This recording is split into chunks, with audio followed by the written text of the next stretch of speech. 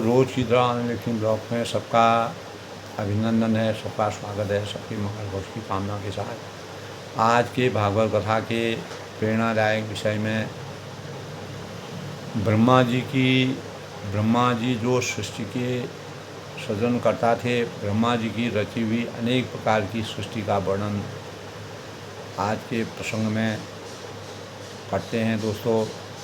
कि ब्रह्मा जी ने के द्वारा रची हुई अनेक प्रकार की जो सृष्टि का वर्णन किस प्रकार से किया है।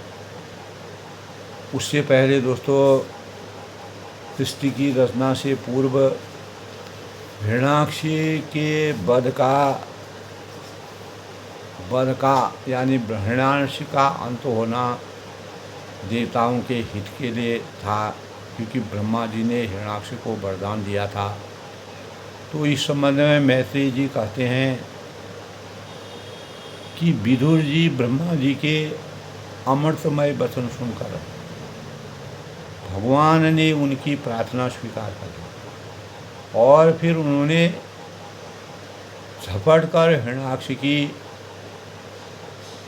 ठुड्डी पर गदा मारी, और किंतु हिरण्याक्ष की गदा से टकराकर वह गदा भगवान के हाथ से छूट गई।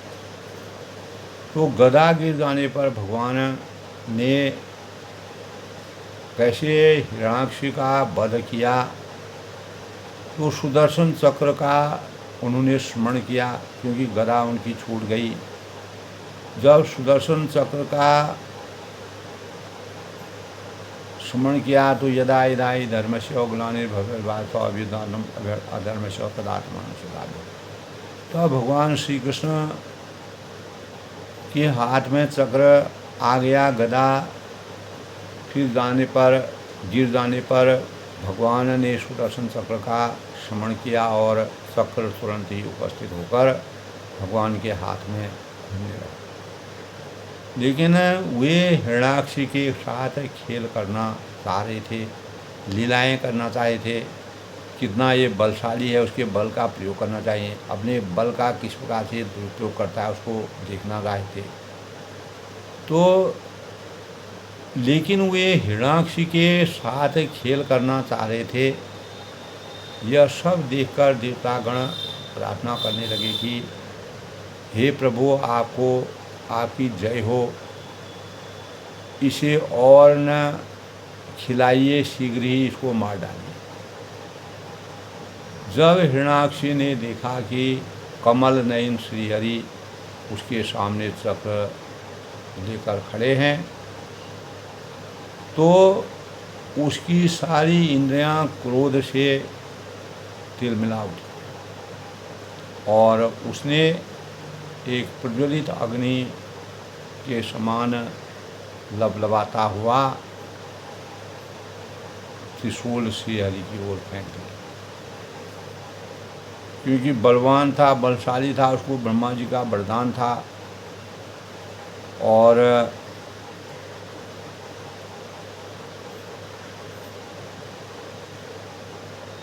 भगवान ने उसे तो और उसने एक प्रज्वलित अग्नि के समान लबलबाता हुआ त्रिशूल श्रीहरि की ओर फेंका। तो भगवान ने उसे तीखी धार वाले चक्र से इस प्रकार से काट डाला, जैसे इंद्र ने गरुड़ जी के छोड़े हुए पंख को काट डाला था। तो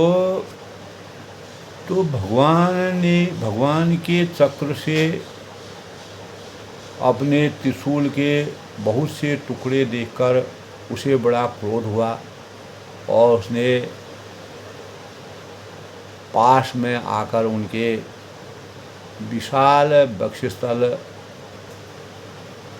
पर कसकर घूसा मारा और गायब हो। तो विदुर जी जैसे हाथी का पुष्पमाला की चोट का कोई भी असर नहीं होता है, उसी प्रकार उसके घूसे का श्रीहरि पर कोई भी असर नहीं। कि भगवान अपनी लीलाएं खेल रहे थे। फिर वह भगवान के ऊपर अनेक प्रहार करके मायाओं का प्रयोग करा था, मायाई रचना रच रहा था। भगवान ने अपने चक्र से उसकी सारी माया काट दी, और माया जब कट गई तब वह भगवान को वज्र के समान कठोर मुक्के से मारने लगा। तब भगवान ने उसकी कनपट्टी पर जोर से तमाचा मारा, और तमाचे की चोट से हिरण्याक्ष का शरीर घूमने लगा चक्रव्यूह की तरह, और उसके नेत्र बाहर निकल आए, और वह निष्प्राण होकर औंधे यानी आंधी में उखड़े हुए विशाल वृक्ष के समान पृथ्वी पर गिर पड़े। तो कैसे हिरण्याक्ष का वध भगवान ने किया, सभी देवतागण उनकी भगवान की प्रशंसा करने लगे, और अहो कितनी अच्छी मृत्यु हुई है। भगवान के चरण प्रहार से उसका मुंह देखते देखते इस दैत्यराज ने शरीर त्यागा है। धर्म अर्थ काम मोक्ष की इसको प्राप्ति हो गई है। ये हिरण्याकश्यप और हिरण्याक्षी भगवान के ही पार्षद हैं, क्योंकि ब्रह्मा जी के पार्षद थे। तो शापवश, क्योंकि इनको श्राप दिया हुआ था, उन्हें अधोगति प्राप्त हुई, और कुछ जन्मों के बाद फिर अपने स्थान पर वह पहुंचा। तो मैत्रेय जी के मुख से भगवान की यह कथा सुनकर विदुर जी को परम आनंद हुआ, और पृथ्वी का उद्धार करने के लिए 12 रूप धारण करने वाले श्री हरि की इस हिरण्याक्ष का जो वध नामक परम अद्भुत लीला को जो पुरुष सुनता है, माता था अनुमोदन करता है, और उसको गाता है, अनुमोदन करता है, यह ब्रह्म हत्या जैसे घोर पाप से भी सहज में छूट जाता है। अगर वह ब्रह्म हत्या भी करता है फिर भी वह इस प्रकार के पापों से भी छूट जाता है। तो यह चरित्र अत्यंत ही पुण्यपद, परम पवित्र और धन यश की प्राप्ति करने वाला, आयुवर्धक और कामनाओं की पूर्ति करने वाला है।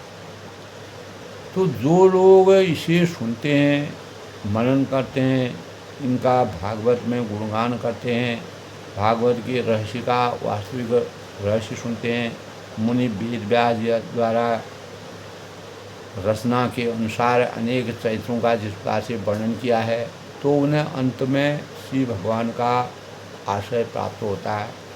इसी प्रकार हिरण्याक्ष को भी धर्म अर्थ काम मोक्षी यानी भगवान के ही ये पार्षद थे, इसी कारण भगवान का आश्रय प्राप्त होता है।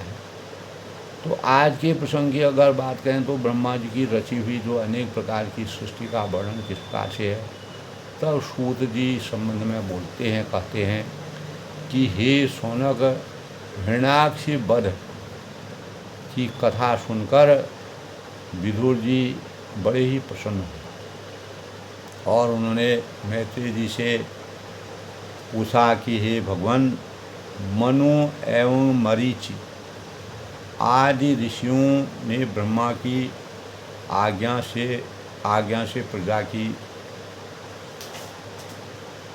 सृष्टि कैसे की, प्रजा का सृजन कैसे किया। तब मैत्रेय जी संबंध में कहते हैं कि हे विदुर जी, पुरुष के निरीक्षण से प्रकृति के गुण शोभित हुए, जिससे तत्वों की रचना हुई। क्षिति जल पावक गगन समीरा। और उनसे ये जो 5 प्रकार के तत्व हैं, उनसे एक अंड बना, वह बहुत दिनों तक जल में पड़ा रहा और उसमें नारायण प्रविष्ट हुए और उसके नाभि कमल से ब्रह्मा उत्पन्न हुए, जिन्होंने अविद्या की सृष्टि कर अपना तमोमय शरीर त्याग दिया। यानी ब्रह्मा जी की रची हुई अनेक प्रकार की सृष्टि के वर्णन में ब्रह्मा जी ने सबसे पहले तमोमय शरीर त्याग दिया। तो उस तमोमय शरीर से रात्रि उत्पन्न हुई और उसे यक्ष और राक्षसों ने ग्रहण किया। जब उन्हें भूख प्यास लगी तब ब्रह्मा को ही खाने के लिए उद्यत हो आपस में ही कहने लगे। ब्रह्मा जी को खाने के लिए उद्यत हो गए, आपस में कहते हैं कि इस ब्रह्मा की रक्षा मत करो क्योंकि इसे खा जाओ। जिन्होंने कहा कि रक्षा मत करो, यह राक्षस कहलाएं, और जिन्होंने कहा खा जाओ, वे यक्ष कहलाए। तब ब्रह्मा जी ने, भगवान की लीला का वर्णन है दोस्तों, तब ब्रह्मा जी ने वह शरीर भी त्याग दिया। यानी दोनों प्रकार के शरीर भगवान ब्रह्मा जी ने त्याग दिए। तमोगुण वाला त्यागा और वह भी त्याग दिया। तो तब फिर जो है ब्रह्मा जी ने जघन देश की असुर उत्पन्न की। जघन देश से असुर यानी राक्षसों को उत्पन्न किया। तो वो ब्रह्मा जी से मैथुन यानी काम वासना के लिए उद्यत हुई। तो बाद में ब्रह्मा जी ने अपनी क्रांति से, अपने स्वरूप से, अपने तेज से गंधर्व उत्पन्न कर लिया। जो शरीर त्यागा उससे ज्योत्सना रूपी स्त्री उत्पन्न हुई। जो उन्होंने दूसरा शरीर त्यागा उससे ज्योत्सना रूपी स्त्री उत्पन्न हुई।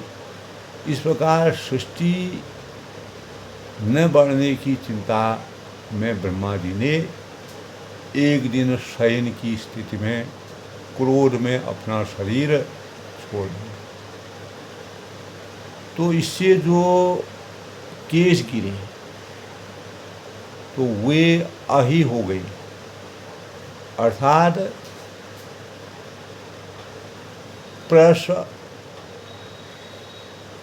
प्रसर्पण करने के से स्वर्ग कहलाए। एक बार ब्रह्मा जी ने अपने को कृतकृत्य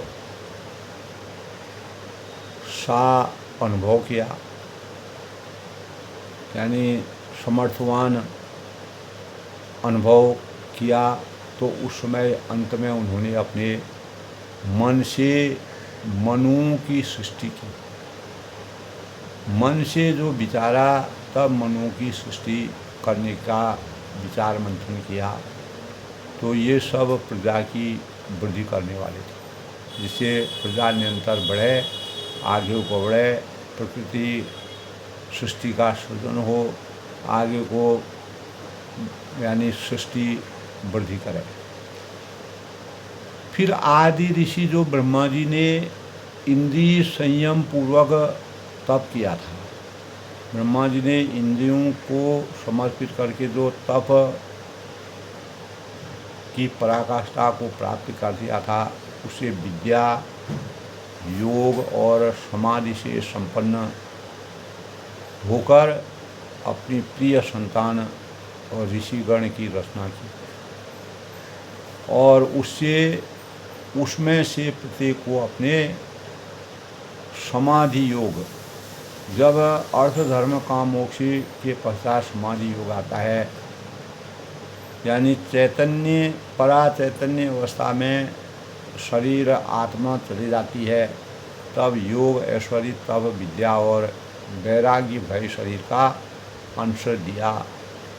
तब मानव के अंदर भी समाधि के पश्चात ही योग है, ऐश्वर्य है, तपस्या है, विद्या है, वैराग्य है। इस प्रकार के अनेकों शरीरों की उत्पत्ति हुई और जिससे सृष्टि का उदय हुआ, सृष्टि की रचना हुई, सृष्टि का सृजन हुआ। सृष्टि के वध के पश्चात मैत्रेय जी के मुख से भगवान की यह कथा सुनकर विदुर जी को परम आनंद हुआ। पृथ्वी का उद्धार करने के लिए 12 रूप धारण करने वाले श्रीहरि की इस हिरण्याक्ष वध नामक परम अद्भुत लीला को जो पुरुष सुनता, गाता अथवा अनुमोदन करता है, उनके रहस्यों का सरल भाव में अनुमोदन करता है, वह ब्रह्म हत्या जैसे घोर पापों से भी सहज ही छूट जाता है। तो यह चरित्र अत्यंत ही पुण्यमय और परम पवित्र और धन यश की प्राप्ति का द्योतक है। तो ब्रह्मा जी की रची हुई अनेक प्रकार की जो सृष्टि का वर्णन, कैसे ब्रह्मा जी ने अपने शरीर को त्याग करके, यानी उन्होंने तमोमय जीवन को त्यागा और उसके बाद उन्होंने रक्षा मत राक्षस, यानी उन्होंने उस तमोमय शरीर से रात्रि उत्पन्न हुई, उसे यानी जो यक्ष और राक्षसों ने ग्रहण किया। जब उन्हें भूख प्यास लगी तब ब्रह्मा जी को ही खाने के लिए वह उद्यत हो गए। तब आपस में वो ये कहने लगे कि ब्रह्मा की रक्षा मत करो, इसे खा जाओ। और जिन्होंने कहा कि रक्षा मत करो, उसे खा जाओ, यह राक्षस कहलाए, और जिन्होंने कहा तो खा जाओ तो वे यक्ष कहलाए। तब ब्रह्मा जी ने वो यह शरीर भी त्याग दिया। फिर ब्रह्मा जी ने जघन देश में असुर उत्पन्न किए और वे ब्रह्मा जी से अनेक काम वासना से उद्यत हुए। तो बाद में ब्रह्मा जी ने अपनी क्रांति से गंधर्व उत्पन्न कर जो शरीर त्यागा, उससे ज्योत्सना रूपी स्त्री उत्पन्न हुई। और इसी प्रकार सृष्टि न बढ़ने की चिंता से ब्रह्मा जी के ने एक दिन शयन की स्थिति में क्रोध से अपना शरीर फिर छोड़ दिया। तो इससे जो केश गिरे, उस शरीर से जो केश गिरे, जो बाल गिरे, वो अही हो गए और प्रसर्पण करने से सर्प कहलाए। तो एक बार ब्रह्मा जी ने अपने को कृतकृत्य धन्य समझ करके अनुभव किया, यानी बार बार शरीर को लेना, बार बार उसको त्यागना, अनेकों लीलाएं करके, जिसमें अंत में उन्होंने अपने मन में मनुओं की सृष्टि की कल्पना की। तो सब प्रजा की वृद्धि करने वाले थे। तब उन्होंने आदि ऋषि ब्रह्मा जी ने इंद्रिय संयम पूर्वक तप किया, विद्या योग और समाधि से संपन्न हो अपनी प्रिय संतान ऋषिगण की रचना की और उससे ही प्रत्येक को अपने समाधि योग ऐश्वर्य तप विद्या और वैराग्य मय शरीर का अंश दिया, जिससे सृष्टि की रचना की शुरुआत हुई। इस प्रकार दोस्तों, आज के प्रेरणादायक विषय में सृष्टि की रचना के संबंध में ब्रह्मा जी ने अपने शरीर को कितनी बार त्यागा और कैसे उन्होंने यानी ऋषि गण की रचना की और उसमें से प्रत्येक को अपना समाधि योग ऐश्वर्य और विद्या से सींचा संचित किया, वैराग्यमय शरीर का अंश प्राप्त करके सृष्टि की रचना करने में समर्थवान है। तो अपनी वाणी को विराम देते हुए कल फिर किसी नए प्रसंग से मिलते हैं। कल के प्रसंग में कर्दम जी की तपस्या और भगवान का वरदान क्या है, कर्दम जी ने क्यों तपस्या की थी, भगवान का क्या वरदान था, इस संबंध में चर्चा होगी। तो आज के विषय में मैं अपनी वाणी को विराम देते सबके मंगल रोषी कामना